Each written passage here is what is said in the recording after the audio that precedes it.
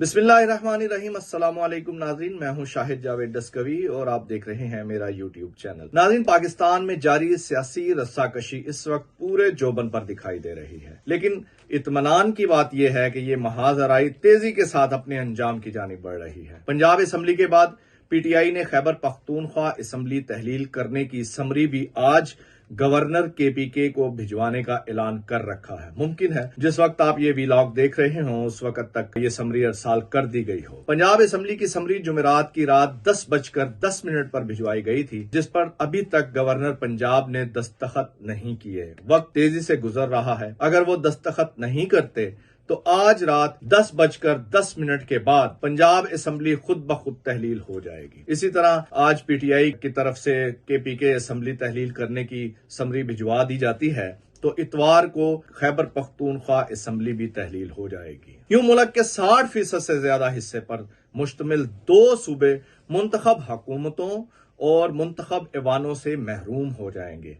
अगर विफाकी हुकूमत ने पीटीआई के फौरी इंतखाबात के मुतालबे को तस्लीम न किया तो इलेक्शन कमीशन इन 2 सूबों में 90 रोज के अंदर इलेक्शन कराने का पाबंद होगा। इस वक्त शदीद दबाव का शिकार है हुकूमत और अब तक हुकूमती इत्तेहाद पीडीएम में शामिल हर जमात इलेक्शन से राह फरार इख्तियार करती हुई नजर आ रही है। इस मकसद के लिए वफाकी हुकूमत ने काफी हाथ पांव भी मारे, मुहिम जोई भी की, आईनी और गैर आईनी तरीके भी इस्तेमाल किए, लेकिन उसका कोई हरबा कारगर साबित नहीं हुआ। इलेक्शन से राह फरार की सिर्फ और सिर्फ एक ही वजह थी कि मौजूदा सियासी मंजरनामे पर इमरान खान और उनकी जमात ने जो उरूज हासिल कर लिया है, उन्हें जो अवामी मकबूलियत इस वक्त हासिल है, कोई भी जमात उसके सामने इलेक्शन में टिक नहीं पाएगी। यही वो खौफ है जो पीडीएम में शामिल तमाम जमातों को इलेक्शन से भागने पर मजबूर करता है। नून लीग ने इसका हल एक निकाल लिया था कि नवाज शरीफ को लंदन से वापस पाकिस्तान लाया जाएगा, वो इलेक्शन मुहिम को लीड करेंगे, शायद कोई बात बन जाए। इस मकसद के लिए नैब कवानीन में तरामीम भी की गई। इन तरामीम के बाद करप्शन में लुथड़े घिनौने किरदारों को नैब की लॉन्ड्री में धोया गया, उन्हें नीट एंड क्लीन बनाकर कौम के सामने पेश करने की कोशिश की गई।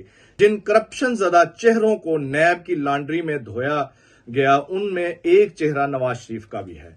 नैब कवानीन में तरामीम और करप्शन केसों में थोड़ी नरमी के बाद पाकिस्तान से फरार कुछ पंछी बड़ी दीदा दलेरी के साथ वापस आए अपने घोंसलों में। उनमें से एक पंछी का नाम इसहाक डार है, जो इस वक्त पाकिस्तान का वजीर खजाना बनकर मुल्क की तबाही में रही सही कसर पूरी कर रहा है।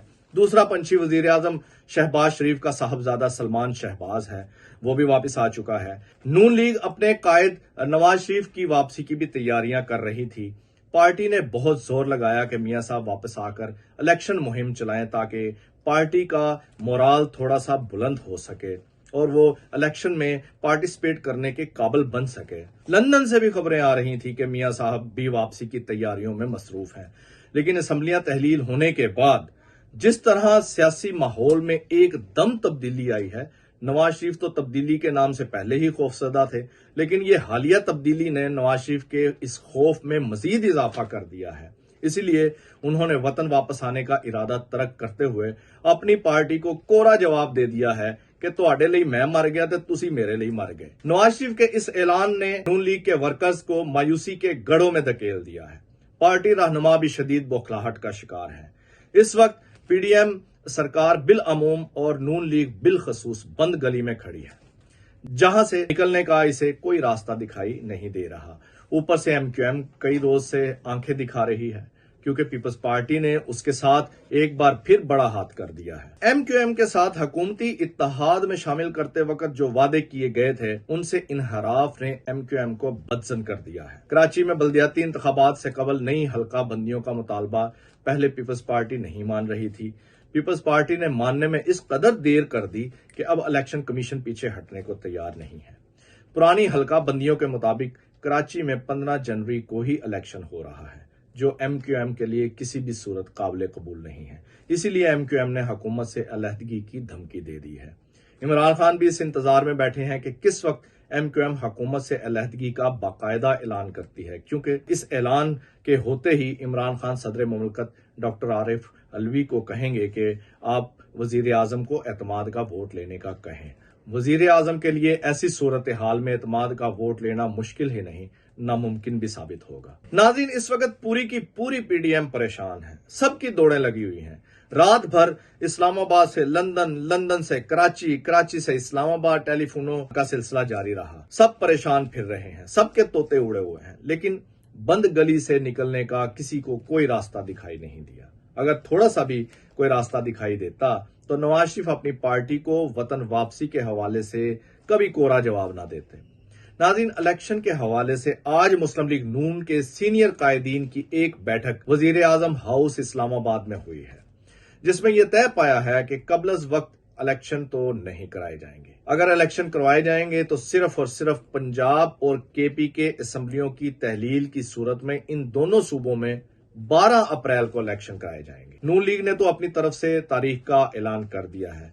जब यह तारीख पीडीएम के बाकी इत्तेहादियों के साथ शेयर की जाएगी या उन तक जाएगी, तो इस तारीख की सबसे बड़ी मुखालिफ जमात मौलाना फजल रहमान की सामने आएगी, क्योंकि 12 अप्रैल मौलाना फजल रहमान और उनकी जमात को किसी भी सूरत सूट नहीं करती। 12 अप्रैल जिस दिन इलेक्शन हो रहा होगा, उस दिन रमजानुल मुबारक के आखिरी अशरे का आगाज हो चुका होगा। मौलाना की जमात के वोटरों की एक बड़ी तादाद एतकाफ में बैठी होगी, बल्कि कई उम्मीदवार भी एतकाफ में बैठ जाएंगे।